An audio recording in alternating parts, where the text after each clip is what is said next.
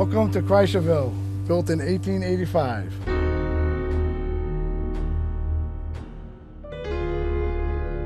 It was once a small factory town in the New York City borough of Staten Island, but there are few remnants of the neighborhood then known as Kreischerville.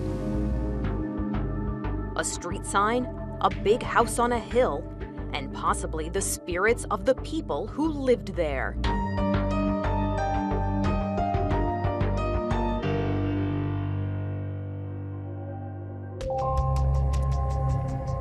We have heard moans and groans, doors shutting. We were actually hear furniture moving around upstairs sometimes, footsteps. Visitors have reported mysterious sounds and sightings at the house throughout the years. But who could be haunting this place?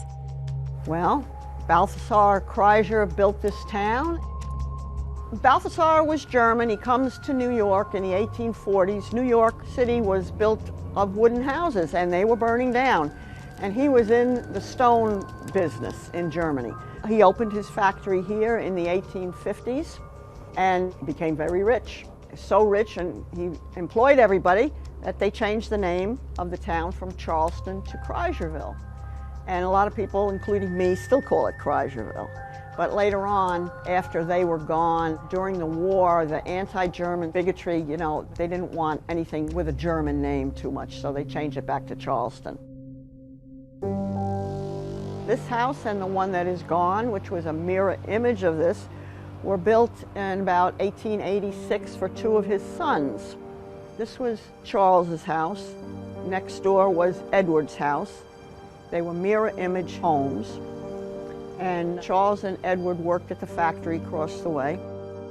Balthasar lived in a house on another part of the property. That's where he died in August of 1886 of natural causes. The Kreischer family had a fairly peaceful and happy time on the compound, except for one tragic event. In 1894, when Edward Kreischer took his own life at the factory across the road from the home his father built for him. They didn't try to hide it. He shot himself, and his wife called the local doctor who lived in Tottenville, which is about 3 miles down the road, and he came and pronounced him dead. By 1909, the Kreischers had left Staten Island behind for New Jersey. Charles's house is the only one remaining on the property, which changed hands several times and is currently owned by a real estate developer in California.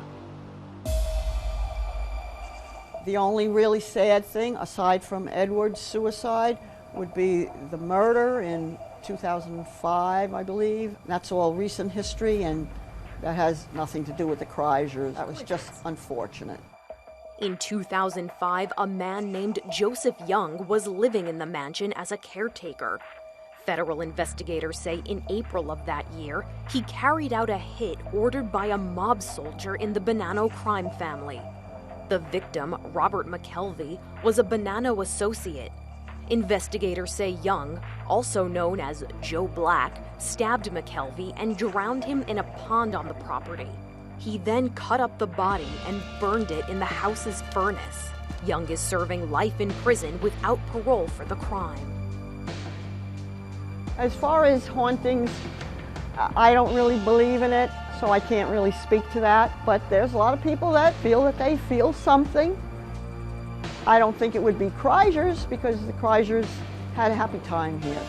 But possibly with the last events that happened, who knows?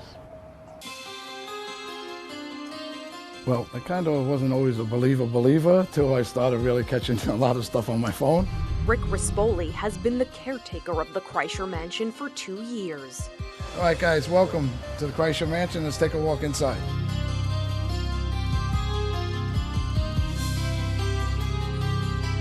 This is a thing they used to use in the 1800s called encruster. It's a cross between leather and linoleum. They used to use it a lot in the 1800s. They really don't use it these days, but it was done back then a lot. The house is kind of decorated now for the haunt at the Kreischer Mansion, which is a Halloween hayride and haunted house that we run through the whole month of October. Follow the arrows. Am I going to the front parlor room? Is that the proper for the 1800s?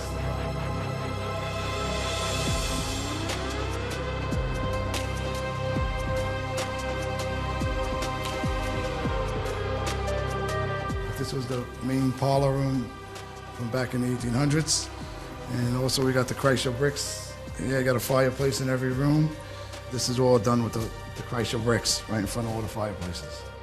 And this is the only widow peak that's outside. The other two were indoors.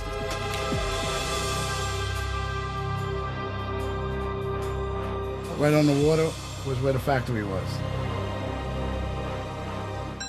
During his time there, Rispoli says he's seen and heard many things he can't explain. Actually, one incident, we were actually right here on the porch unloading chairs one night, about 12:30 at night, and we actually had a song come on the radio. My assistant was here with me, we were unloading chairs, and she said, "Rick, the radio went on in the car." And I was like, okay. And then all of a sudden she said, "Here's my keys." We've caught orbs. We've actually caught orbs right here on the porch. Took 5 shots, the orbs moved in 5 different positions. There was 4 orbs moving straight right, kind of like in a circle. From one side of this door, right here, straight down to the bottom to the other side. We've caught pictures of full bodies looking out the windows and full faces looking out the windows at us. The Kreischer Mansion has been designated a landmark by New York City, which means it can't be torn down. The owner has had many plans for it over the years, which never materialized. But Rispoli says it could one day be turned into a museum. Because after years of reported hauntings, who would want to live here?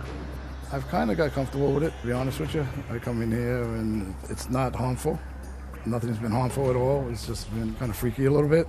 But overall, I kind of got comfortable. The house wants to be treated, believe it or not, with respect.